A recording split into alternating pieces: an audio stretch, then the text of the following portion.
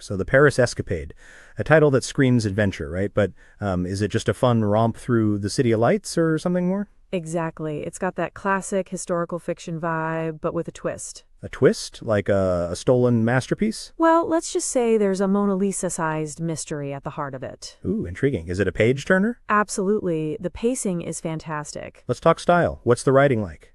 It's very descriptive. We can practically smell the Parisian streets and see the paintings. Right. And the narrative, is it straightforward or does it jump around? It jumps around a bit, which keeps you guessing, different points of view, different time periods, you know? Does that work or is it confusing? It works really well. It adds to the suspense. Okay, so what's the book actually about? It's about the art world in Paris around the turn of the 20th century. Lots of famous figures. Like who? Picasso, Mata Hari, Vollard, real historical figures mixed with fictional characters.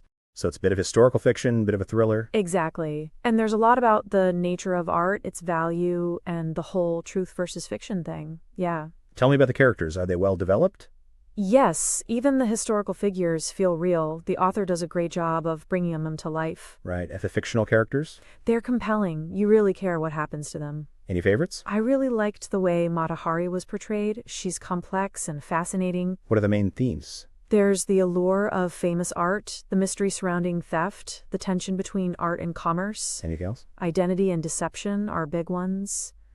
And the impact of war, of course. Sounds pretty thought-provoking. It is. It makes you think about the value of art and the nature of truth. Any key scenes or episodes that stand out? The Mona Lisa theft, obviously. That's a huge part of the plot. And what about the characters? Any pivotal moments for them? Vollard's rise in the art world is interesting, and Mata Hari's story is captivating. Does it all tie together nicely? Yes. The ending is satisfying, but it leaves you with some questions. Overall, how enjoyable was it? I really enjoyed it. It's a fast-paced read, and the characters are great. Would you recommend it? Definitely. It's a great blend of genres. Any downsides?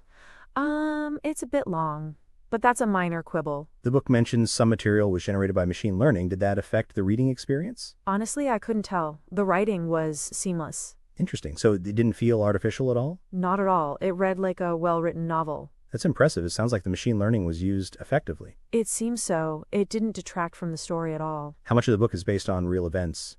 A lot of it is based on real people and events, but it's still a work of fiction. The author takes some liberties. So to sum up, The Paris Escapade is a well-written, fast-paced historical fiction thriller with a compelling mystery at its heart.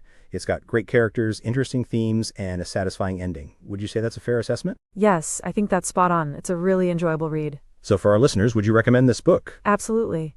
If you like historical fiction, mysteries, or art history, you'll love this book.